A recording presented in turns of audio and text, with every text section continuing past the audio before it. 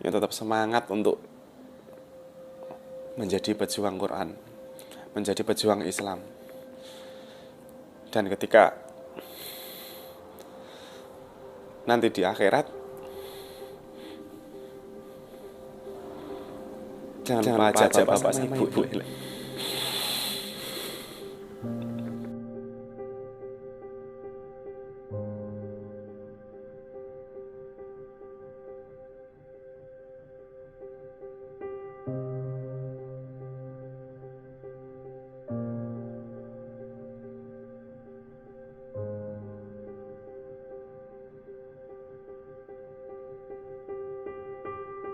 Waktu itu yang menggeliti ini, ada dari Ustadz Adi Hidayat gitu.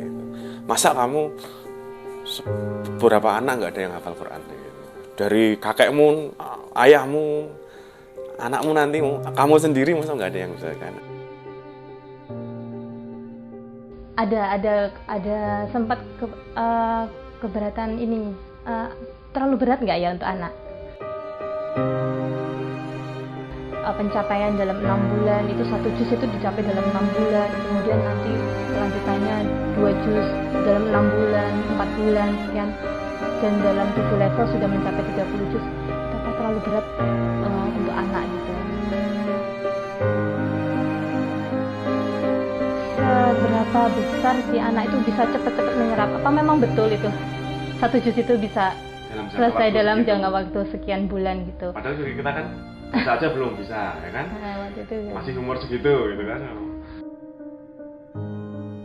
Apa ya bisa sih anak balita suruh bangun subuh, kemudian murojaah. Kurikulumnya hanya menghafal aja, gitu. Nggak ada pelajaran lainnya. Nanti kalau mau SD gimana? Udah siap belum? Di situ nggak ada mainan sama sekali, nggak ada nyanyi, nggak ada gambar, nggak ada apapun. Jadi cuma mendengarkan saja. Ya itu juga bisa nggak ya? Itu adalah sebuah kekhawatiran. Apakah itu akan membonsai kreativitas anak, atau itu akan mengkebiri kreativitas anak? Tapi ternyata ya alhamdulillah.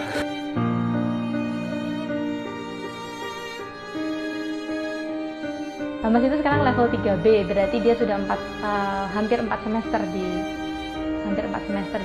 RTG. Jadi sekitar 2 tahun yang lalu, hampir 2 tahun. 1,5 lah. Kemudian adiknya hampir 1 tahun. Adiknya hampir 1 tahun.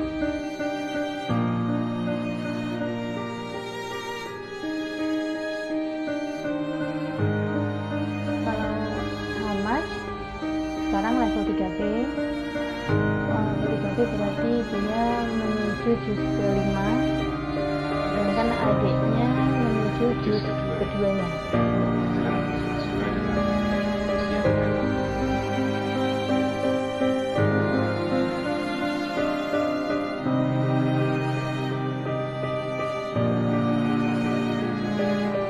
Alhamdulillah juga ya, tidak pernah kita sangka juga ya, ketika yang kita nanti anak bosen itu ternyata alhamdulillah enggak ya, alhamdulillah enggak. Yang kecil pun ya, ini pengalaman yang kecil itu dia anak yang sangat aktif. Ketika mau dimasukkan, ibunya juga sempat nanti gimana ya di sana ya, merusui teman-temannya enggak ya, atau berbuat over enggak ya. Tapi ternyata malah itu terkontrol. Ketika di sekolah ya, kekhawatiran kita dia seperti itu ternyata jadi anak manis kayak gitu. Anak tambah kreatif. Karena mereka akan mencari mainan mereka sendiri. Dia selalu ikut sholat subuh. Ketika kayak ada nanti kalau aku nggak sholat subuh aku malu. Sering ego baca Quran, sering. Kok dengan Al-Quran ini dia berani gitu, untuk dia lebih pede untuk tampil depan umum sambil menghafal daripada menyanyi atau menari. Karena dulu sebelumnya di sekolah sebelumnya kan memang tampil tapi dia tidak tidak suka gitu, tidak mau gitu, tidak mau tampil gitu. Tiba-tiba ketika selesai bisa membaca Al-Quran, tiba-tiba pada saat itu dia juga bisa membaca gitu. Iya. Saya mau berbagi satu cerita sebenarnya. Hamas itu dulunya anak yang pendiam sekali. Dia jarang ngobrol, dia jarang berinteraksi dengan orang, kayaknya malu atau tidak percaya diri. Dia 2 tahun itu sudah sekolah di sekolah sebelumnya itu juga masih pendiam. Nah, yang saya khawatirkan memang pada saat itu dia masuk itu dia diam, dia tidak mau bilang apapun, hanya dia tidak mau sekolah. Nah, pada suatu malam dia menangis. Dalam menangisnya itu dia mengigau karena di sekolah nggak ada mainan gitu. Jadi waktu itu saya sempat, berarti selama ini dia memendam. Dia sudah 1 minggu sekolah dan dia memendam, dia nggak pernah bilang. Sebelum minggu dia tidak pernah bilang gitu.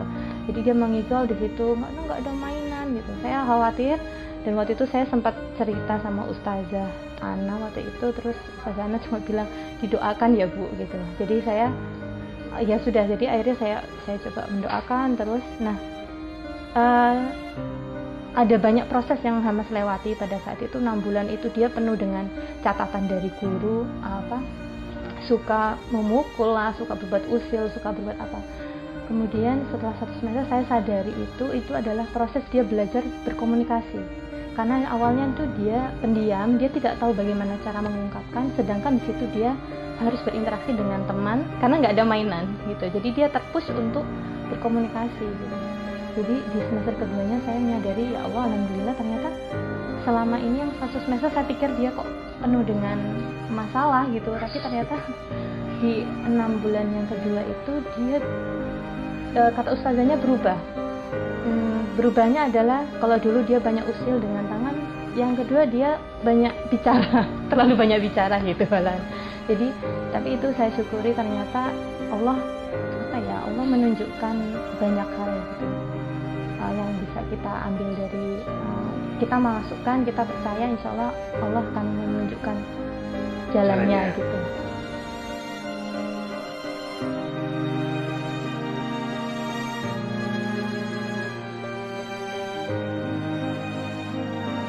Hamas mungkin semakin besar, dia semakin butuh figur seorang ayah.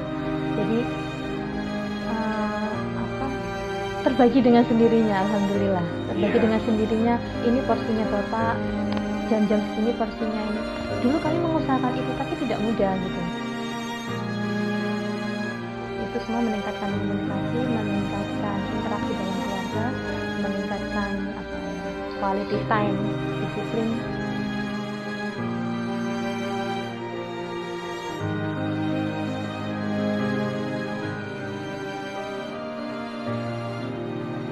Assalamualaikum warahmatullahi wabarakatuh. Saya Rizkon, bapak dari Ahmad Hamas dan Abdul Ghani ya. Assalamualaikum warahmatullahi wabarakatuh. Nama saya Hani Kurniati. Saya ibu dari Ahmad Hamas usia 5 tahun dan Abdul Ghani 3 tahun. Keduanya bersekolah di Rumah Tahfiz Gemilang. Kami tinggal di Jalan Sulawesi, Purwosari. Kegiatan saya ibu rumah tangga. Ya, dan sambil berjualan kami produksi di bidang merchandising. Ini adalah yang sudah kami alami. Jadi selama hampir 2 tahun ini dua anak kami masukkan ke Rumah Tahfiz Gemilang. Jadi semua kekhawatiran dari orang tua itu kita juga mengalami. Namun ketika kita meyakini bahwa apa yang kita lakukan dan apa yang anak-anak kita lakukan adalah sesuatu yang disukai oleh Allah, sesuatu yang sangat diharapkan untuk para generasi muslim. Jadi mereka akan menjadi penjaga Quran. Ketika saya yakin ketika mereka menjaga apapun teori-teori, sekarang pun saya juga akhirnya teori-teori apapun itu nanti kalau nggak ada mainan seperti ini, kalau kebanyakan menghafal nanti seperti ini, tapi ini sesuatu yang beda. Jadi mereka melakukan itu sesuatu yang datang dari Allah. Jadi ketika mereka menghafal Allah, Allah tuh nggak akan mempersulit dan Allah itu pasti akan menolong. Dan saya sangat meyakini itu. Dan kecemasan apapun, insya Allah tidak akan terjadi. Baca Al-Quran dulu, nanti dia akan bisa gitu. Baru saya percaya pada saat itu, ternyata Al-Quran itu memang apa ya, Al-Quran itu kalau kita belajar Al-Quran itu insya Allah ilmu yang lain akan mengikuti gitu. Anak-anak itu bisa menemukan mainannya sendiri. Mereka akan kreatif mencari mainan sendiri. Mereka akan kreatif menemukan cara bermain gitu. Jadi tidak ada mainan bukan berarti tidak bermain. Insya Allah Al-Quran akan membawa berkah untuk kita semua.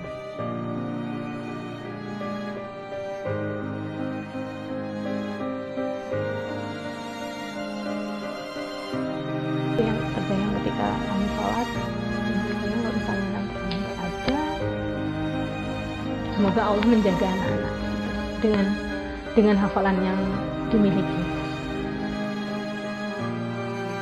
Tanya, kamu pengen jadi astronot atau jadi penghafal Quran? Kalau saya jadi astronot, saya cuma sendirian di sana. Tapi kalau saya jadi penghafal Quran, saya bisa membawa bapak, ibu, eyang, yakung, yangti, simbah, bisa sama-sama ke surga.